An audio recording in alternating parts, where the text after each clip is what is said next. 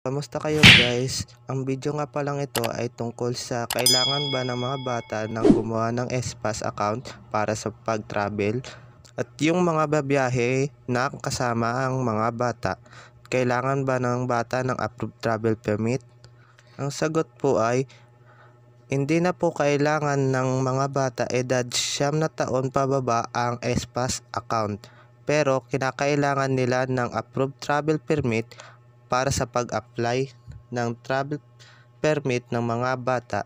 Pwedeng gamitin ng mga magulang o legal guardian ang kanyang account. So paano gawin yung kanyang account? Pumunta lang po tayo sa ating SPAS. So sa hindi pa po nakakapag-register sa SPAS, pumunta po muna tayo sa baba lang po. Create an account. So dito ilalagay po natin yung ating telephone number.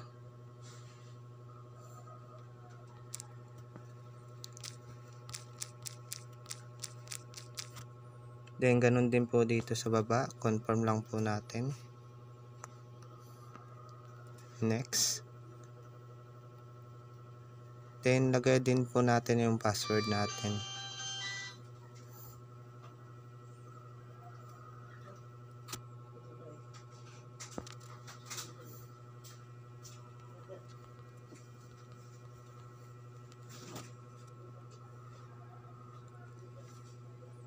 Ating pong pangalan, middle name,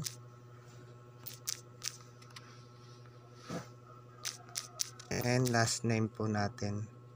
Suffix, brown, tsaka yung kasarian po natin. Tapos lagay po natin yung permanent address natin, kung saan po kayong region, sample, region 6, copies, municipality, Ibisan, and street, barangay.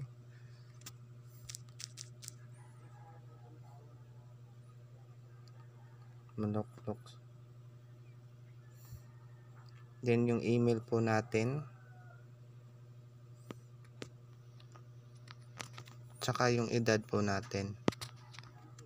Client type, individual, then submit.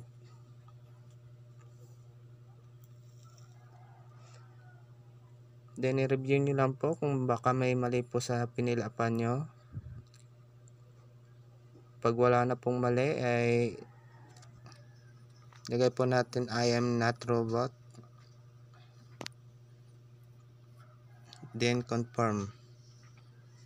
Pag nakalagin na po tayo ay pindutin lang po natin yung Are you traveling para sa bata.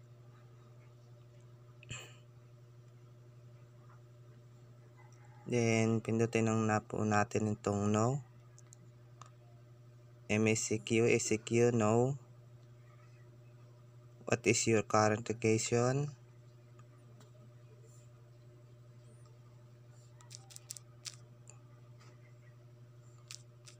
Copies.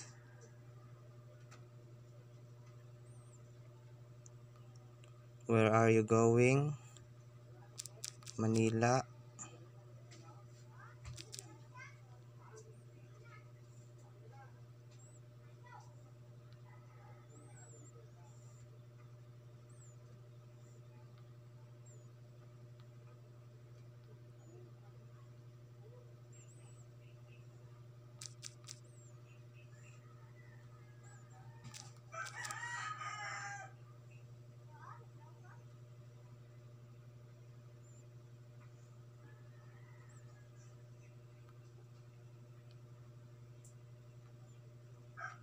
Then pindutin lang po natin itong generate travel pass route permit.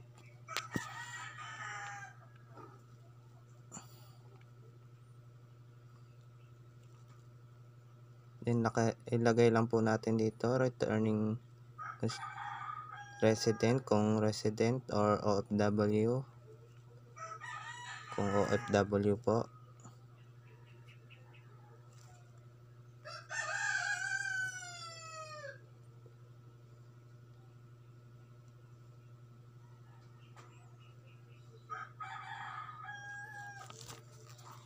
Lagay po natin kung ano po siya, student. Then palitan lang din po natin ito ng pangalan.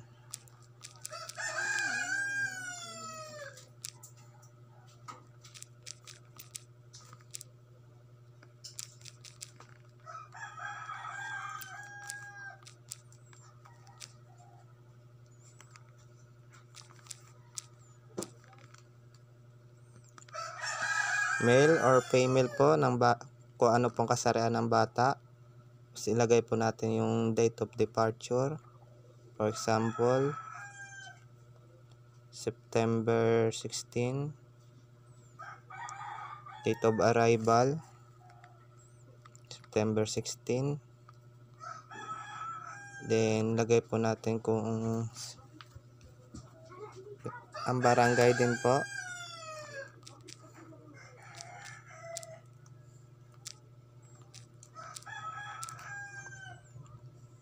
Ganun din po dito sa baba.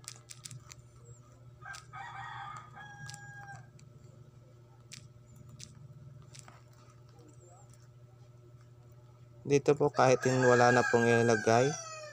Dito po is kung eroplano, air. Kung sa barko at sa bus, land and sea. Then dito po ilagay natin public. Dahil sa wala pa pong government ID yung bata, is ilagay lang po natin dito ay other specify. Then lagay po natin dito yung school ID ng bata or yung birth certificate.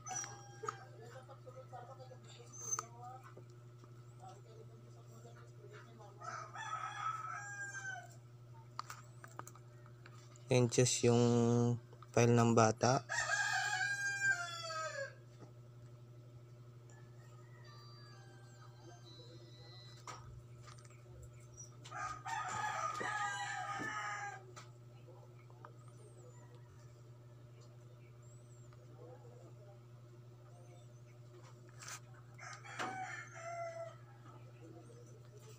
Then pindutin pong I am not robot. And submit.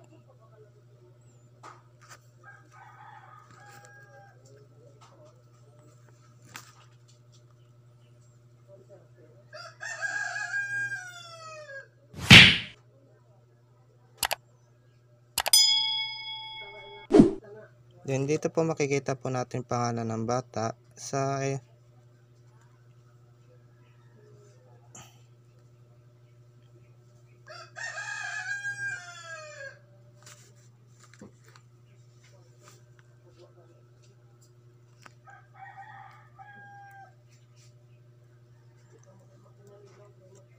maraming salamat po sa panonood ng video. And then don't forget po to subscribe and like the video. Thank you.